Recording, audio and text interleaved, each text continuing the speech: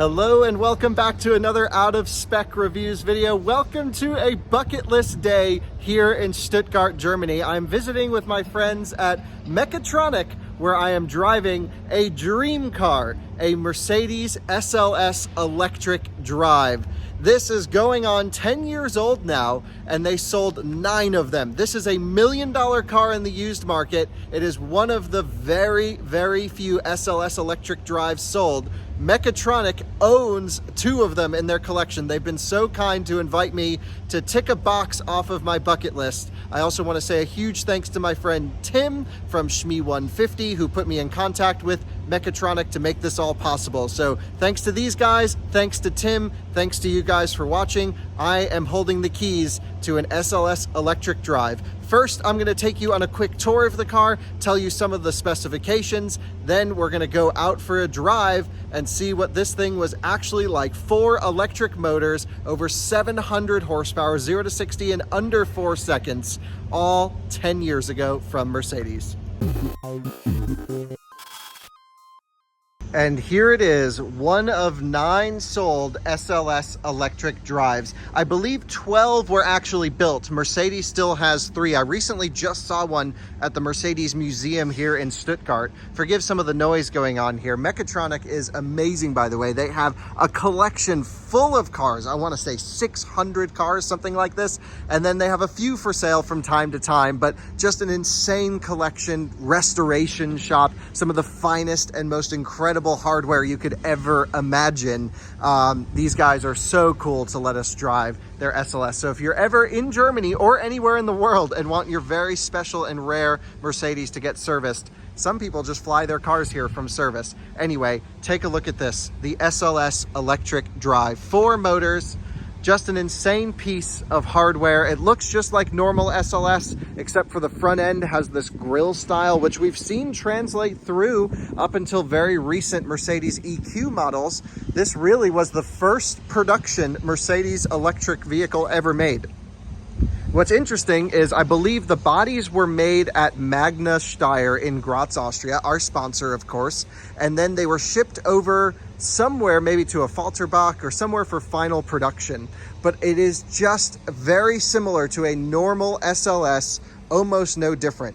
When this car was new, it cost the equivalent of over $500,000, about 550,000 US dollars. It was roughly 450,000 euros at the time.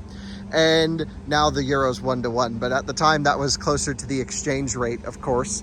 And a range of about 155 miles, 160 miles in the NEDC cycle, which isn't used anymore. But keep in mind, when this car came out, WLTP was not a thing, or at least maybe just being discussed. It has a 60 kilowatt hour lithium ion battery pack that takes the place of a lot of the original combustion bits. So the battery pack, I'll pop the hood in a second, kind of flows down the center. There's a whole carbon fiber shaft that it's mounted into in an aluminum casing here. It's a liquid cooled, big deal for back then. This was one of the first liquid cooled battery systems out there. It's a liquid cooled 400 volt system architecture, about 60 kilowatt hours, I believe gross capacity, not usable. There's a storage mode, so you don't actually full charge it, and it also helps shut down the systems to reduce phantom drain. Interesting, even back then they had the Type 2 connection, which looks very similar to what we would know. DC fast charging was really not even a thing. This actually was one of the first cars to have 22 kilowatt AC charging, which was the rapid charging option. So if I take the key, it's somewhere in my pocket, and I show you, actually the charging options are kind of interesting. You can charge this car just off of a regular wall outlet. And because this is not a long distance cruiser, it's really a technical showcase. A lot of customers just plugged it into the wall and kind of left it there. I can't imagine many of these have very high mileage, but included in some of these are just your standard, charging cables, Type 2, just regular electric vehicle supply equipment lines. And this would take about 20 hours to charge on a wall outlet, the 60 kilowatt hour battery pack here in Europe, because of course they use a little bit higher power output with the Schuko plugs than we have in America with our NEMA 515s. They get about 3 point something kilowatts. We get about 1.2 continuous.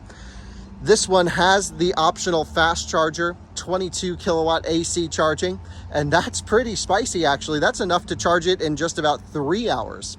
So that was really state-of-the-art technology back then, no DC charging. And also what's interesting is the motor layout on this car. 1, 2, 3, 4 electric motors. Each set of motors is fed through a reduction gear on each side. What I'm not totally sure of is how, if this is, you know, all fed through one open differential, how one motor can send power to one wheel. And I've tried researching this car as best as I could online, but because they're in such few numbers, there's not much information out there about it. I just really want to drive one. This is like, you know, bucket list item. And so maybe one of you can comment who would be more familiar with this project than I would as to how each individual motor can send power to one wheel, given the fact that there's a single transmission on each axle. So 4 motors, 750 horsepower or so. It's 550 kilowatts plus or minus full power. I have not asked about degradation. We're gonna go for a ride with one of the guys here from Mechatronik, and he should hopefully tell us a little bit about how it's holding up over time. I believe this is the same car Tim drove when he made the review. I saw that and said, oh, I have to drive this car. Carbon ceramic brakes all around, Michelin Pilot Super Sport tires, I think. These are a little bit older. Yep, Pilot Super Sport tires. They no longer make the Super Sports, or at least in limited numbers. They're now mostly PS4Ss would be the next generation of this tire. In terms of styling, like I said, there's really no different. There's a few adaptations that had to be made from the regular SLS, such as the suspension is a push rod suspension under the hood. I'll pop it and show you that momentarily. The doors, of course, gull-wing doors, all similar structure to the combustion version. The cabin looks pretty identical to any SLS at the time, except for the steering wheel. This looks a little bit different. Interesting stalks over here, all very Mercedes-like. The gauge cluster is adapted for the electric drive, so we can see charge indications, regen indications. The paddle shifters actually do control the recuperation, so we're gonna try all those settings. Carbon, of course, structure all throughout. Seats are carbon. The leather's holding up pretty well, even here on the bolster, I have to say, considering that this car is actually used and driven as it should be. Interesting, the values are about twice as much as the next most expensive SLS, the Black Series. The Black Series really, you know, when we're excluding the race car variants here, is really the maximum you can get in the combustion world. 6.2 liter V8, amazing car.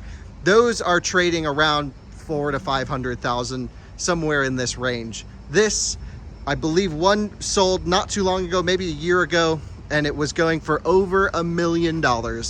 And so we need to be really careful not to crash this car, because I do not want to nick $1 million car. But I also have to drive it. This is a bucket list day. A huge thanks to Mechatronik. Let's get in the car. Let's go out for our first drive and see what it's like to cruise in the SLS electric drive. And before we head out, let me show you here under the hood, just a sea of carbon.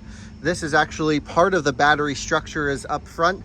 The whole battery pack is balanced throughout the vehicle to retain a very similar weight distribution, but it does weigh 500 kilos more than the combustion version. Pretty heavy beast. But I do love that you can see the suspension right through this. I love that they allowed this viewpoint right here. You can see high voltage cabling, AC lines, hoses for cooling, everything around here.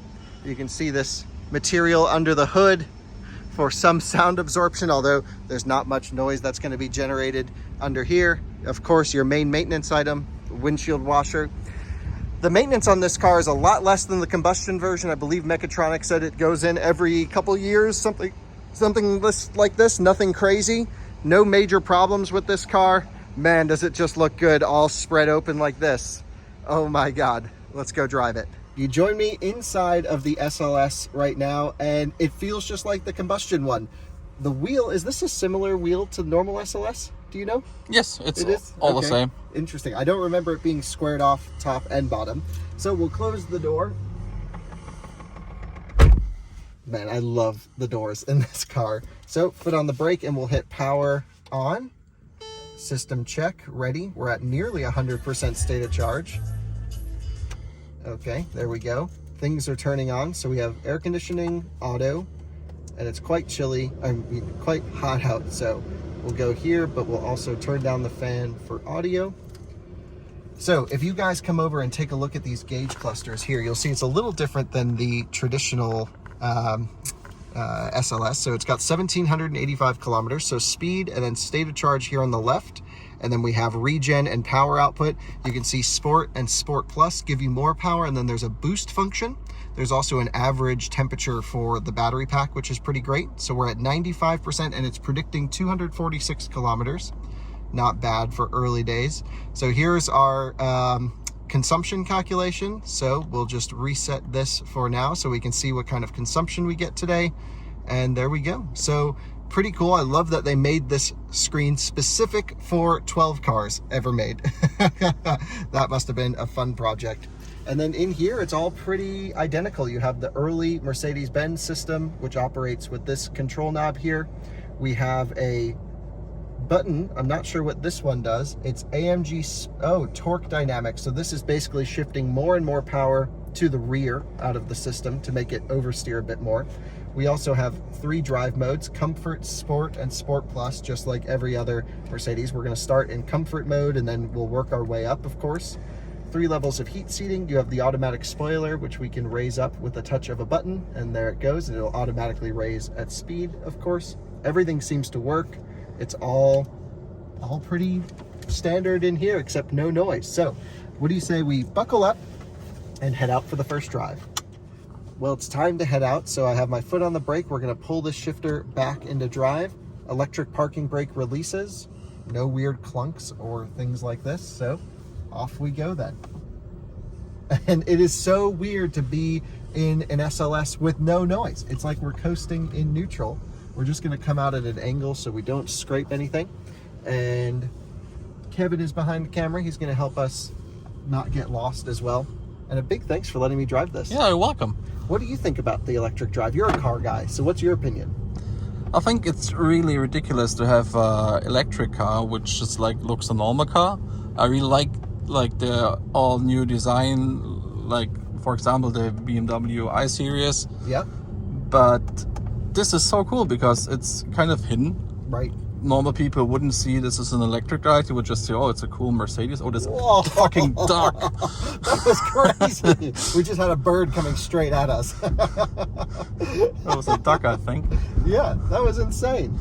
Quite firm, isn't it? Yeah. Yeah, as it should be.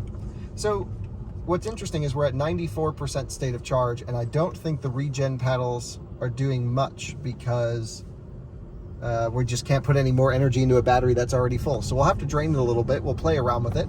But if you take a look, we're just in this industrial area out front in an SLS electric drive, making no noise. No major squeaks, no major rattles. It's very stiff. The brake pedal feels surprisingly good. I can definitely tell it's trying to do a bit of regen, but I think the battery's a bit too full. So what do you say we drain this thing a bit, and then we'll catch up with you in a few minutes and play around with all the drivetrain stuff. And I am just falling in love with the position. It's all very similar to SLS. We've pulled up this screen here with some temperatures so you can see the average front and rear drive system temperature as well as the average battery pack temperature. I love that they give all this data, and they still do this in the electric Mercedes models. And what's really interesting is I was just driving the EQS 53 AMG, I think is what they call it, and it's like the, I don't know, sporty-ish one before they come out with the 63, and similar gauges, similar design of everything. It's all the same. Right now everything's kind of in the cold from the drivetrain perspective. We're at 91% state of charge. We're just about to hop onto the Autobahn. I don't know if it's de-restricted, but we'll play around with the different modes. You hit this AMG button, by the way, to pull this screen up, which works wonderfully. Everything works in this car, feels rock solid. And now I guess we'll keep it in comfort mode as we merge on, and we'll try the other modes with more power in a little bit. But can't believe we're sitting in an SLS about to get on the Autobahn. Here we go then, merging on. So let's just head out. 4 electric motors in comfort mode. Wow, very good power. So what I noticed was when I went to the kickdown switch, it gave me 60% power, which is what basically I was asking for. And we have big trucks merging everywhere, so thank you. Blind spot working nicely. And then when you go past the kickdown switch, it gives you the full power. So if I go up into S, for example, and we go to the kickdown switch, yep, 80% power there. No speed restriction now, so I think that is a Sport Plus situation. What do you think? Yeah. Should we see what this thing can do? Yeah. Okay. Full power, into boost mode, ripping by traffic. This must just look crazy coming up behind you on the roads. Quiet. We're doing 130 right now, nothing crazy. Kilometers per hour. Top speed limited, pretty low, I think 250. Yeah, 251, some weird, I think it was a weird something number. around there. But you would think this car would be a 300 kilometer per hour car. Yeah. But with a single reduction gear and electric motor, it's not always so possible. Coming back into a speed restriction, so we'll give it one last squirt before we can get it out. There we go, 160, 190, and then it's on the ceramic brakes as we hit back a speed restricted area. And we get pretty big regen now at 87% state of charge. Nice, comfortable cruiser. We'll do a little bit more of that. One last run, I'm sure, on the way back. But so far, really just enjoying this thing. What an experience. And listen to the noise it makes, actually. If we slow down a little bit, the motors sound really good.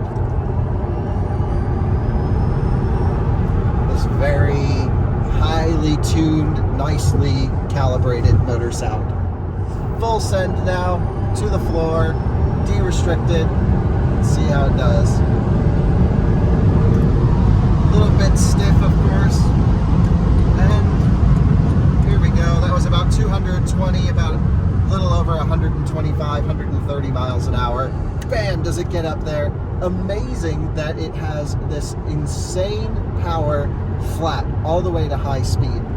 Most electric cars today still can't manage to do this, and this just pulls all the way. Set an under 8-minute lap record at the Nürburgring, 7 minutes 58 seconds in this car, which is pretty crazy. We've just pulled off the Autobahn, hitting a couple corners very gently, of course. And which way do you think we should go here? I would go. Good question. Maybe just turn around and take the Autobahn yeah, back. and Okay. then Maybe get this time we can actually hit the top speed. Yeah. I think we do need to see a 250 on this drive today. Traffic warnings. This is also not a thing in America. Really? Yeah, we don't have it where it randomly pops up. Comfort's got a really soft accelerator pedal. You need to go so far down to get it to move. I can't imagine anyone drives this car in comfort mode. I think, honestly, probably the best is just leave it in Sport Plus. It's a very Tesla-like, very linear acceleration pedal. And the right here, you think? Yeah. Okay. So we're in Sport Plus. We'll hit this little AMG button, which sends more power to the rear. And it's time to merge onto the Autobahn now. Full power. Brakes feel really great. The blending situation, really cool. I can feel this torque vectoring happening. I can feel each little front to rear motor pushing, and big power. It's like a cheat code in traffic. Just zoom, zoom. But the thing is, you have to remember, it's $1 million car, and we can't crash $1 million car. So don't zip through traffic. And it's also quite a big vehicle as well. It's really a long car. So we'll catch up with you at the next de-restricted zone, max it out, and then we'll take it on some back roads. And now, passing the de-restricted sign, we're just gonna find our way to get through traffic here a little bit. We don't want to follow cars too closely for rock chips, all the considerations when you're driving a car of value. It's the middle of the day. Safety takes top priority, as always. And if it's safe to do so, we will try and reach maximum speed. Also, look at this X5 over here on these wheels, towing diesel. Nice, good spec on that. Proper. I love Germans and their car tuning. It's all really awesome. By the way, the regen paddles, I've figured out how they work now that we're down to 75% state of charge. It definitely let us get below 90 before it wanted to do regen. Could be two different situations. The first is sometimes, especially with a carbon ceramic brake, you really need to tell the brake-by-wire system how much grip the ceramics have. If it's cold, if it's wet, they change over time. So it might have been doing a calibration.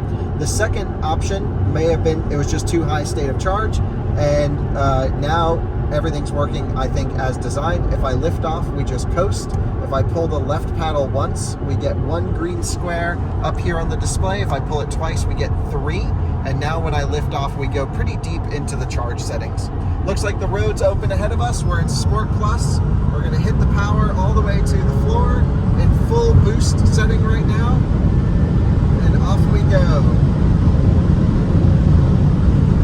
Really good, feels nice and smooth on the brakes, no issues at all. Very, very good braking power. We had the regen all the way maxed out. And a bit of traffic today. We need to make sure people don't pull out in front of us, but if you take a look ahead, you can go big power. Nothing quite like sending it down the Autobahn in an SLS electric drive. Never thought I would be doing this. Definitely a bucket list day. Chasing down this Porsche at 120 miles an hour. It's totally crazy. Did I mention that I'm a bad passenger? I am too. Really bad passenger. So I feel for you. I gotta tell you, this thing was just dead straight as an arrow. The motors sound so healthy when we do that. We got the temperatures up on the drivetrain just a little bit more than when we started, of course, but it's liquid cool. And again, with setting a lap time of 7 minutes 58 on the Nürburgring, that is still crazy impressive considering the thermal stress that this car had to go through, let alone all of the suspension calibration. The SLS was already pretty good for this, but yeah.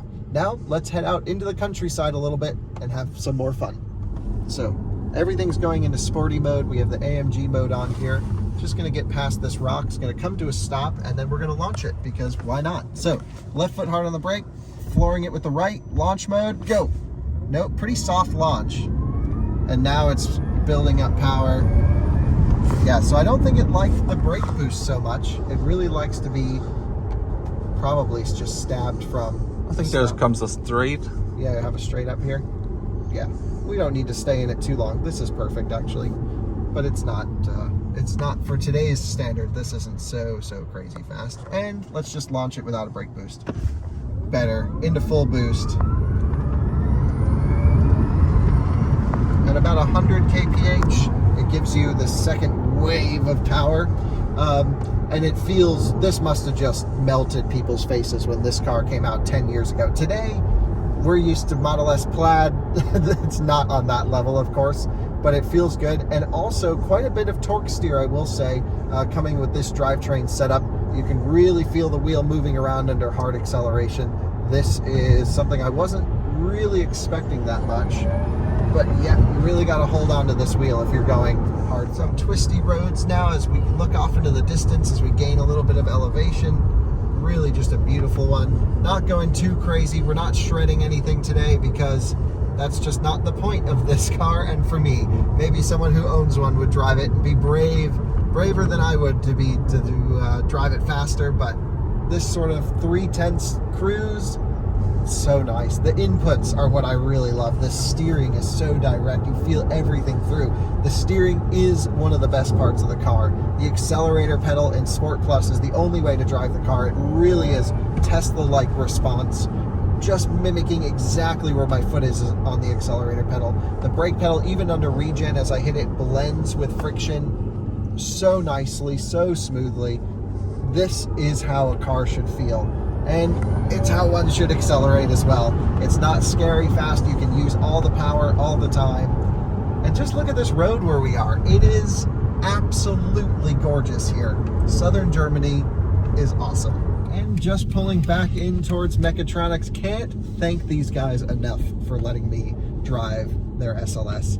And I guess I can thank you now. Thank you very much. You're welcome. It was a pleasure. And should I go left here? Yeah. Okay. It just works, and that's the most impressive thing to me. 2013, 2014, this car was, sort of on sale. It was in the news, and it feels every bit as brand new as if they made one today.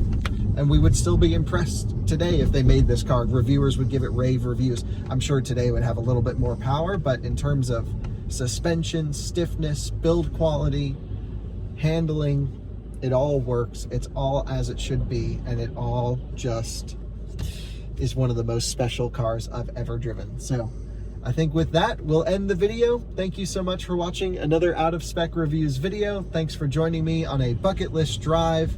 And we'll see you again from another German location very soon. Thanks for watching. Bye-bye. And what a crazy ending to a crazy day. Gotta love driving with the doors up. Hell yeah. That is just crazy. You can hear the electric power steering whirring away. What a machine.